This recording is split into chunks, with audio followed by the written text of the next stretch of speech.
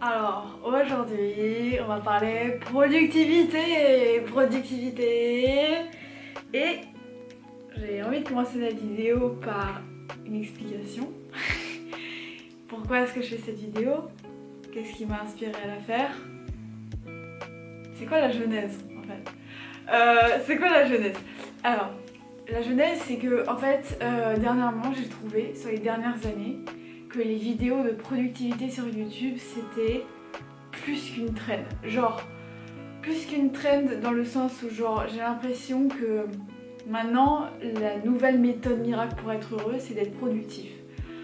Tu vas sur YouTube, tu tapes productivité, le nombre de vidéos qui vont pop-up d'un coup, mais c'est hallucinant. C'est-à-dire que j'ai l'impression que moi, si je fais une vidéo qui s'appelle comment être productif, je pense que littéralement ma vidéo aura beaucoup de mal à décoller parce que tout simplement, il y a déjà beaucoup trop de vidéos sur le sujet. C'est un sujet qui est saturé.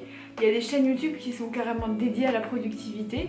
Il y a des gens qui vendent des formations sur internet pour apprendre aux gens à être productifs. C'est devenu presque une religion en fait. C'est genre devenu un phénomène, genre c'est comme si c'était en fait la nouvelle loi pour être heureux, il fallait tout simplement être productif. Voilà. Et forcément, tu regardes ma vidéo et sûrement tu t'attends à ce que je donne mon avis en me disant voilà, oui mais attends c'est toxique d'être productif, machin, etc. Bah non, pas du tout. En fait, moi je déteste avoir une opinion qui va pas du tout dans les nuances, tu vois. Même si bon, peut-être qu'à certains moments je suis un peu extrême quand je dis mon opinion et tout, mais je trouve que c'est toujours plus intéressant quand on est dans la nuance et que c'est pas genre tout noir ou tout blanc. Et souvent quand on lit des bouquins sur le self-help, alors j'ai beaucoup trop de mots en anglais, ça arrête. Non mais la langue française c'est bien aussi, hein, meuf, hein, au bout d'un moment aussi. Mais allez, tout ce qui est développement personnel en général, ou des vidéos ou des livres, hein, peu importe si c'est un livre ou une vidéo. Mais voilà, j'ai vraiment l'impression que il faut que soit tout soit blanc, soit tout soit noir, et ça donne en fait des gens qui abandonnent la plupart du temps leurs objectifs ou leurs projets, tout simplement parce qu'ils ont l'impression qu'il faut que ce soit tout blanc ou tout noir, sinon ça va juste pas marcher. Je peux donner un exemple tout bête. Je connais quelqu'un qui voulait se mettre au sport. Elle voulait littéralement se mettre au pilates, renforcement musculaire, pilates, etc. Et donc elle s'y est mise, et en fait à un moment, elle s'est mis en tête de le faire tous les jours, donc tous les jours une demi-heure de pilates quoi. Et à un moment elle a raté une journée, genre elle a raté une journée, puis deux, et là c'était le drame. Genre elle vient me voir, elle me fait oh mon dieu, j'ai pas fait mon pilates là pendant 2 jours d'affilée, oh, c'est une catastrophe, genre oh là là j'ai tout raté, genre vraiment c'était en mode genre c'était foutu quoi, genre elle avait tout raté ses objectifs parce que juste elle avait raté 2 jours. Et en fait cette mentalité là on l'a tous un peu, tu vois, quand tu as envie de faire une série, tu as envie de le faire tous les jours et que tu rates une ou deux journées, on a tous ce sentiment de frustration, tu vois, de ah merde j'ai pas réussi à le faire vraiment tous les jours. Mais en fait, je pense que c'est beaucoup, cette frustration-là, elle vient aussi beaucoup du fait qu'en fait, on nous apprend que soit il faut que ce soit tout d'un camp, soit c'est tout dans l'autre camp. Et si il y a une chose qui sort du déborde du vase qui n'est pas exactement comme tu le voulais, c'est typiquement ça avec les régimes alimentaires, tu vois. Voilà les gens qui se disent ok moi je vais totalement arrêter le sucre raffiné, tu vois, genre je veux littéralement sortir du sucre raffiné. Alors je dis pas pour faire des défis, tu vois, parce que par exemple moi je suis une chaîne qui s'appelle Arthur et sa caméra, la chaîne de Arthur, de laquelle j'ai déjà parlé un moment dans la vidéo sur le minimalisme. Mais il a fait une vidéo justement où il fait un défi de 1 mois sans sucre. Et ça, genre c'est cool, tu vois, ça genre tenter une expérience sur 30 jours de totalement arrêter le sucre raffiné, c'est une expérience qui peut être cool.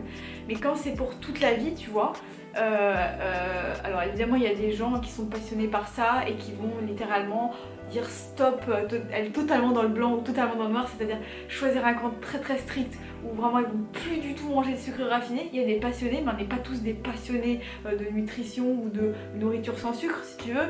Donc au bout d'un moment, voilà, si tu manges de temps en temps un muffin acheté au McDo, mais je veux dire, tu vois, de temps en temps, tu vois. même si tu t'es mis en tête de manger sain, mais voilà, de temps en temps, une fois par semaine ou une fois toutes les 2 semaines, tu te prends un muffin au McDo. Mais je veux dire, où est le problème en fait, tu vois, je veux dire, alors évidemment, il y a tous les gens qui sont contre McDo là, qui vont me tomber à la figure, mais c'est pas grave. Mais voilà, c'est juste qu'en fait, on a tendance à vraiment voir tout blanc ou tout noir, tu vois. Et je sais pas du tout pourquoi j'ai digressé là-dessus. De base, je voulais parler du thème de la productivité, tu vois. Oui, et j'étais en train de dire que moi j'avais pas du tout une opinion tranchée sur est-ce que c'est bien ou pas d'être productif, ça dépend juste des gens. Alors je sais que c'est très vague et très vaseux de dire ça, qu'il n'y a pas de consistance dans l'affirmation que je viens de lancer, mais je vais essayer de développer et c'est le sujet de la vidéo, donc let's go, let's talk baby. Voilà. Donc moi ce que je pense par rapport à ça, c'est que la productivité, c'est pas le secret du bonheur les gars. C'est pas, alors ça là pour le coup je suis assez catégorique, tu peux être extrêmement productif et être la personne la plus malheureuse du monde.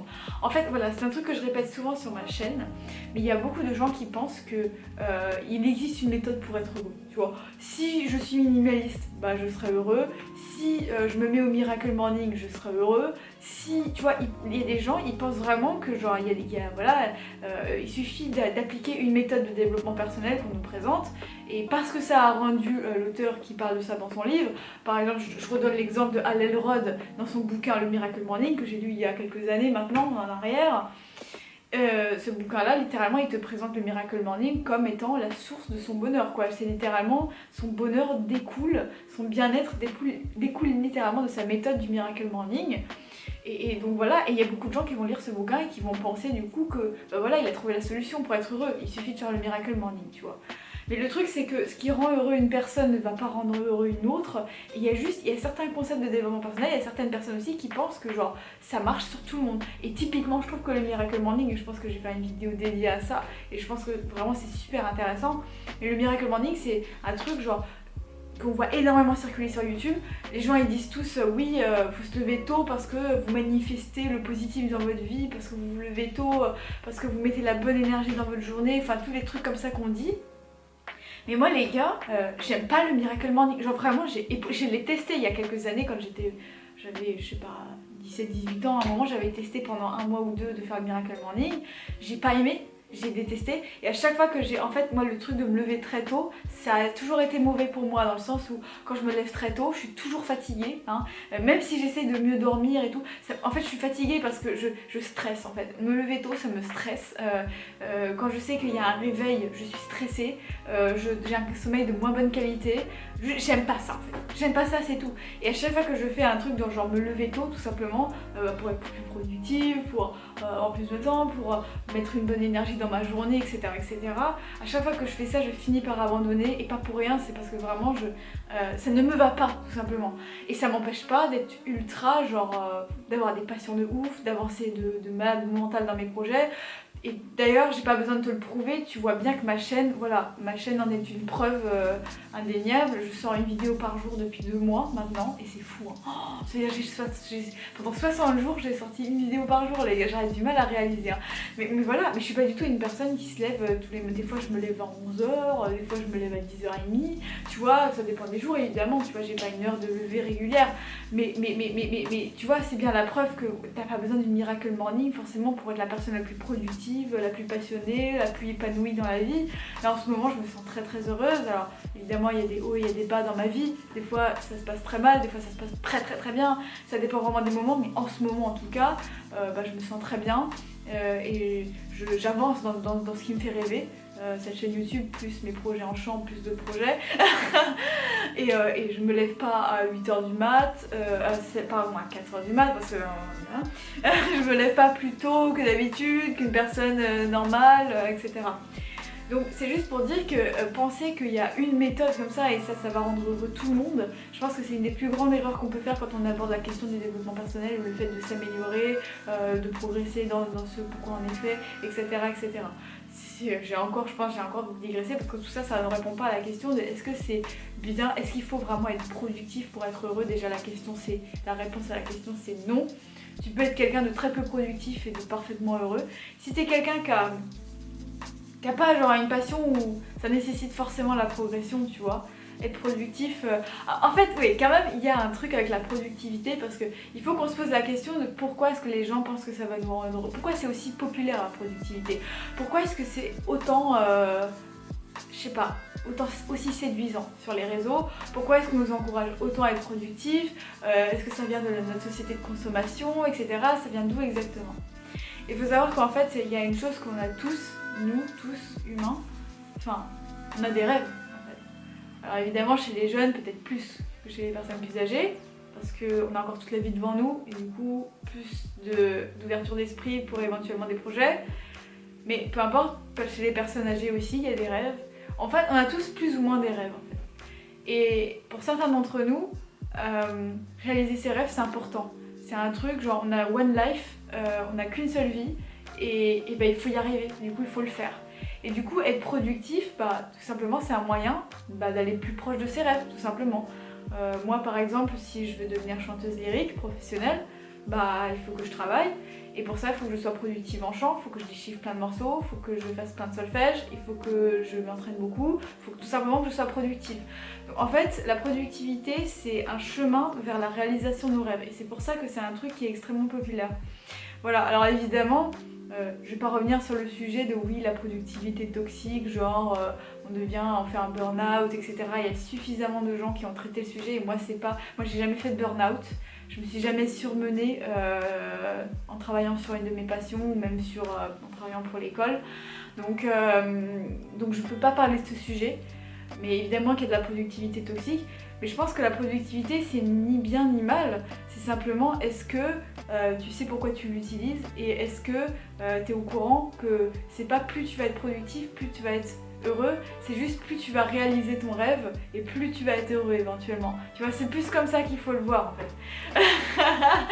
Voilà, c'est une vidéo un peu désorganisée où j'essaye un peu de sortir mes pensées, je n'ai pas fait de plan, j'essaye un peu de blablater là-dessus, mais je pense que c'est vraiment ce truc de... Moi je trouve que c'est intéressant de savoir pourquoi est-ce qu'on recherche quelque chose, tu vois.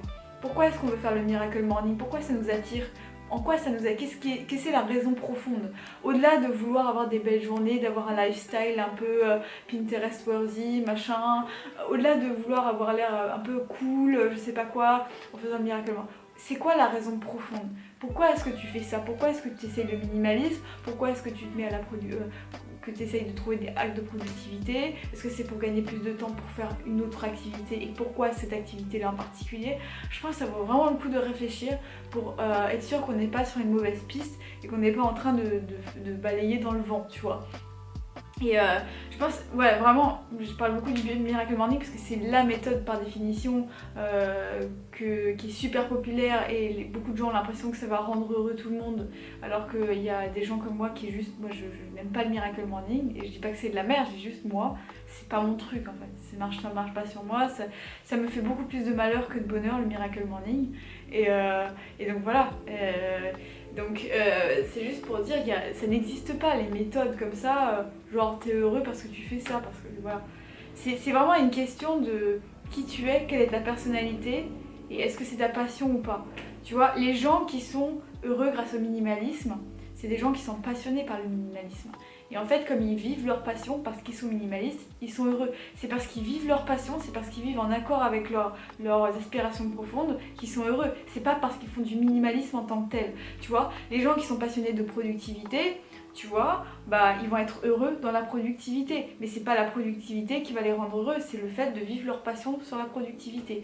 Et c'est vraiment ça le message de cette vidéo, les gars. Genre vraiment c'est un truc que j'ai réalisé moi-même dans les dernières années en devenant adulte, tu vois. Parce qu'avant quand j'étais ado, bah je croyais en ces méthodes de développement personnel. Tu vois, quand je voyais des youtubeurs dire oui voilà, faut faire ceci, cela et ça va vous rendre heureux, je le croyais. Du coup je l'ai testé pour voir si c'était vrai et tout. Mais je croyais vraiment que ça allait marcher. Bah non en fait, c'est pas ça du tout. Moi je te dis, la joie, j'en ai déjà parlé dans ma vidéo, mais pour moi les piliers d'une vie épanouie, c'est vivre dans des projets passionnants qui nous passionnent vraiment au premier degré, et aussi le détachement par rapport aux autres qui est totalement d'autres sujets. Tu vois, mais dans mes deux piliers, il y a ça, il y a le truc d'être passionné, et c'est pas le minimalisme, c'est pas arrêter le sucre, tu vois, tous ces trucs là. Si t'es passionné par la consommation de recettes sans sucre, bah oui, bien sûr que tu vas t'épanouir en le faisant. Mais si t'es quelqu'un qui s'en fout complètement, qui a juste envie d'être heureux, mais que c'est pas ta passion, tu vois, l'alimentation. Ne crois pas que tu vas arrêter le sucre et tu vas être heureux, c'est juste, voilà, c'est pas ça qui te drive, tu vois. Voilà, écoute, cette vidéo dure déjà 15 minutes, j'ai arrêté là. En plus, j'ai plus de mémoire sur mon, sur mon appareil. Bah, je te dis à demain pour une nouvelle vidéo et bah, d'ab, hein.